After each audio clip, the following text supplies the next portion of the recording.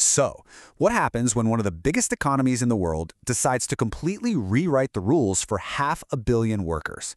Well, that's exactly what's going on in India. It's a massive policy shift, and we're going to break it all down. And this number is everything. A staggering 90% of India's 500 million workers are in what's called the unorganized sector. For decades, that meant they had little to no access to basic social security, minimum wage guarantees, or really any legal protection. The problem was a legal system that was, to put it mildly, a total mess. We're talking about a tangled web of laws, some of them ancient, dating back to the British Raj.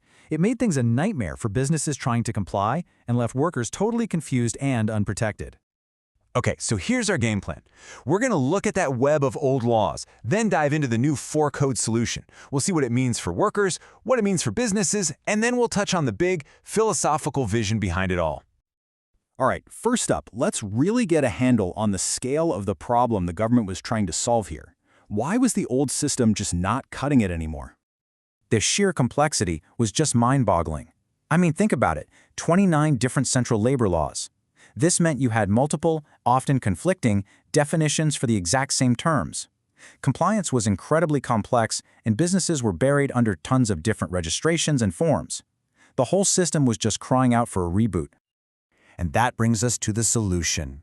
A massive change in how everything is structured, moving from that complicated web to something much, much simpler.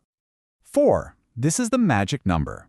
All those 29 complex laws have been boiled down, streamlined, and simplified into just 4 new codes. It's a really dramatic change, and the whole point is to bring clarity and efficiency to the system.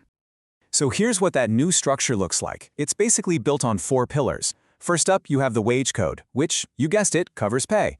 Second is the Social Security Code, which pulls together 9 different laws on everything from pensions to maternity benefits. Third is the OSH Code, merging 13 laws to focus on worker safety and health. And finally, the Industrial Relations Code, which simplifies all the rules around trade unions and disputes. Okay, so what does all this consolidation actually mean for India's 500 million or 5 crore workers on the ground? Well, the goal is a huge expansion of their rights. This is a big one. For the very first time, the right to a minimum wage is now universal. It now covers all those workers in the unorganized sector who were always left out before. Plus, the codes bring in this idea of a national floor wage, which is meant to help reduce those huge pay gaps you see between different parts of the country. The changes to Social Security are also really key. The idea is to make benefits like provident funds, think of them as retirement savings plans, and state insurance available to everyone. These are being rolled out to all industries in every single district. And what's really crucial here is that this opens the door for gig and platform workers, like your delivery drivers, to finally get access to these safety nets. That's a first.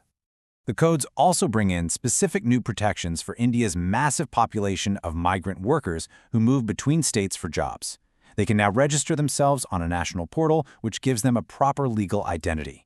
They're also entitled to a travel allowance every year to visit home, and states now have to set up helplines just for them. And there are some really significant new provisions aimed at empowering women in the workforce. They now have the right to work in any kind of business, even at night, as long as they consent and there are proper safety measures in place. Paid maternity leave had already been bumped up to 26 weeks, and these codes reinforce that larger businesses must have creche facilities, basically workplace childcare. But these reforms aren't just about worker rights. A huge part of the goal is also to make life easier for businesses and, in turn, boost economic growth. So there's this core shift away from what was known as the Inspector Raj, a term for the old system where government inspectors had all the power, which often led to a ton of bureaucracy and corruption. The new model changes the inspector's role to an inspector-cum-facilitator. So they're not just there to enforce, but to advise and help businesses comply. And it's all backed by transparent, web-based inspections to cut down on the friction. For businesses, the practical benefits are pretty clear. The new mantra is one registration, one license, one return.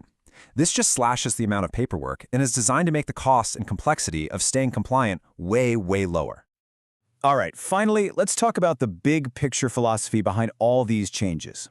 The government is really framing this as a new vision for the relationship between employers and employees. And it's all summed up in this phrase, Shramev Jayate. This quote from the Prime Minister really gets to the heart of it. Shramev Jayate means triumph of labor. And the idea is to change how workers are seen, not just as labor, but as respected Shram yogis or nation builders who are a critical part of the country's progress. So the stated goal is to move past what has traditionally been kind of an adversarial relationship, where industry and labor are seen as being in conflict. The aim is to create something more systematic and symmetrical, where both sides can actually benefit equally as the country grows and develops. And this final quote really drives home that ultimate vision, creating a bond between employers and employees that feels less like a transaction and more like a family. It's an appeal for a deep shift in attitude, suggesting that this kind of harmony is what will truly fuel unstoppable development. So, the framework for this new era of labor relations in India is now in place. It's ambitious, it's comprehensive, and it's trying to strike a balance between worker welfare and business growth. The big question, of course, is how this all plays out in the real world.